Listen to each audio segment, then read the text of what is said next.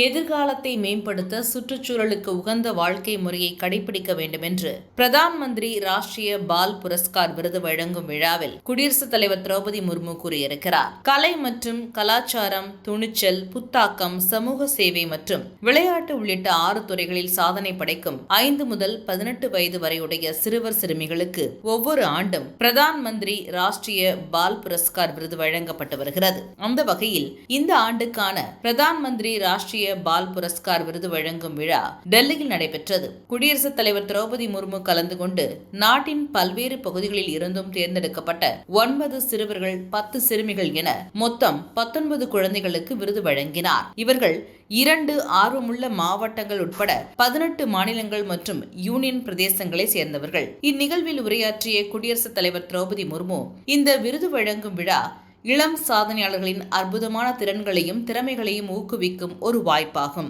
குழந்தைகளுக்கு பல்துறை திறமைகள் இருக்கின்றன. மேலும் அர்ப்பணிப்பு மற்றும் கடின உழைப்பின் மூலம் அவர்கள் தமக்கான அடையாளத்தை உருவாக்குவதற்கு அளப்பரிய ஆற்றல் இருக்கிறது. குழந்தைகளின் திறமையையும் ஆற்றலையும் அவர்கள் சரியாக பயன்படுத்திக் கொள்ள அவர்களுக்கு சரியான வழியை காட்டுவது நமது கடமை. இன்று இந்தியாவிடம் பெருமளவிலான இளைஞர்கள் என்ற வகையில் விலை மதிப்பற்ற வளம் இருக்கிறது.